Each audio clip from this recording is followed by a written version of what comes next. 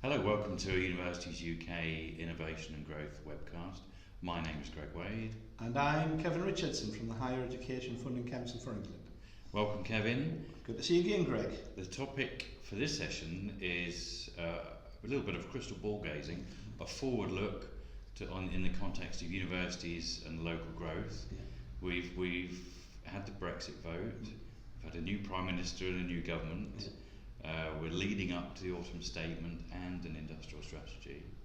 And more importantly, we've got past the 1st of September, which is National Hogwarts Day, I believe. It very much feels like the beginning of a new period going forward, doesn't it? Yes. I think it's important at this particular time to perhaps stop and reflect upon where we want to take our joint efforts, supporting universities to engage in local growth. And just by setting out some of what we think will be the themes for the next 12 to 18 months, just to give partners out there a flavour of the type of initiative which we may bring forward. So what would be your top 3 key themes?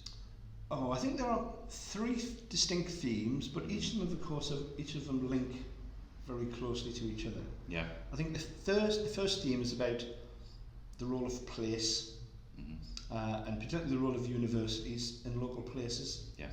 I think the second issue is about the emergence of a range of different forms of investment finance that support universities in their efforts to lead and work with others in the local economy. And finally, the important and perhaps growing role of universities in working with other stakeholders and other anchor institutions, particularly in the context of devolution and decentralisation. Yes. So tell us about the role of place. Well, I think the Brexit vote very clearly highlighted, and I know that by speaking to officials within the departments, ministers are keen to ensure that the success of the English economy going forward is seen to, and does benefit people everywhere. Yes. And okay, at this stage, it's too difficult to identify how the Brexit negotiations will deliver. But clearly, there is an obvious opportunity, or perhaps possibility or probability, that different places will fare very differently to other places. So those spatial implications of Brexit are important. And clearly, there are different views about the way in which the economy will be affected by the Brexit negotiations. Yeah. But again, we see different parts of England performing very differently, and that was perhaps reflected in the geographical distribution of the Remain and Leave votes, where in some parts of England, research has shown that many of the people who voted Leave perhaps felt left behind or excluded. And when we look at the economic stats, there is, hand on heart, has there been any real evidence of rebalancing between the more successful parts of the economy and those parts which aren't performing well? The answer is there's not, and indeed there's a growing body of evidence coming forward with some research projects now, which actually is that the greater southeast is dislocating even further from the north and the Midlands and the southwest. And I've certainly seen that being a high on the political agenda over the next few months. Yes. And of course we've also got UK policy which has spatial implications. We've seen increasing competition for students, and of course that will play out differently in different places. And we've also seen the proposals of the government to establish a new office for students. Well, what role will that new office have in not only increasing competition, but also thinking carefully about the implications of its decisions on local economies? Yeah. So those, for me, are the aspects of place which are important.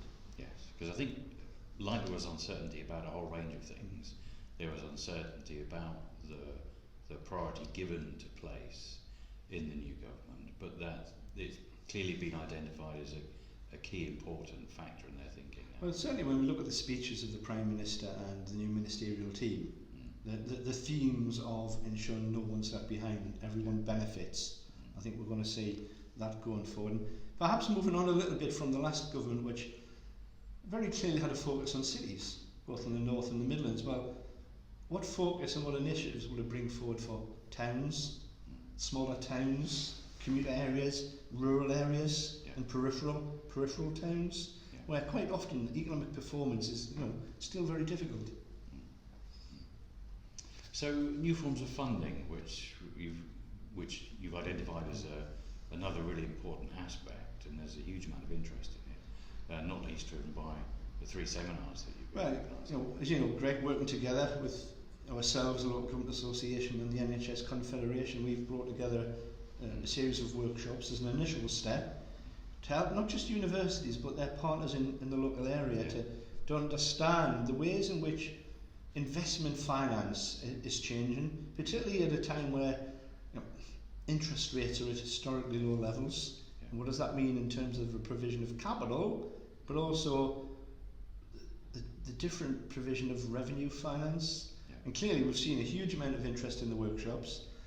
And indeed at our first workshop in Leeds recently, where we looked at a range of different types of bond, everything from your traditional commercial bond, private placements, municipal bonds, green bonds, social investment bonds. Initially at that workshop, it appeared to me, and I guess to others in the audience, that whilst there are a number of universities who are very switched on to this agenda and thinking about how it fits to their strategies, but also their organisational leadership, there were many universities and other partners in the audience who perhaps were there to learn. So how can we continue to build that capability and capacity of not just universities but their partners, and making the best use of these new forms of finance? Because what we heard at Leeds was there was a lot of capital looking to invest in good projects. Yes. So it's awareness raising, link making, and project building. Yeah, sharing that best practice, building the capacity and capability of institutions, both individually across the sector, but also across their partnerships in the local area. How can we bring them together? And the third area was universities as anchor institutions. Tell us a bit more about your views. That link's very clear. Is that we've got a process of work at the moment about helping universities to work more closely and building that collaborative leadership with combined and local authorities. And from next May we'll have a number of mayors, elected mayors, particularly in the Northern Midlands areas.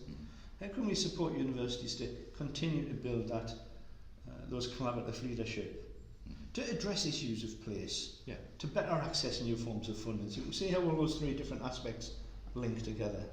Now we've got a pilot programme, which some viewers may be aware of, in the Leading Places programme. And we're already looking to how do we take that forward for a call into Leading Places Phase 2. And I think we'll be issuing a call of expressions of interest for that in the near future.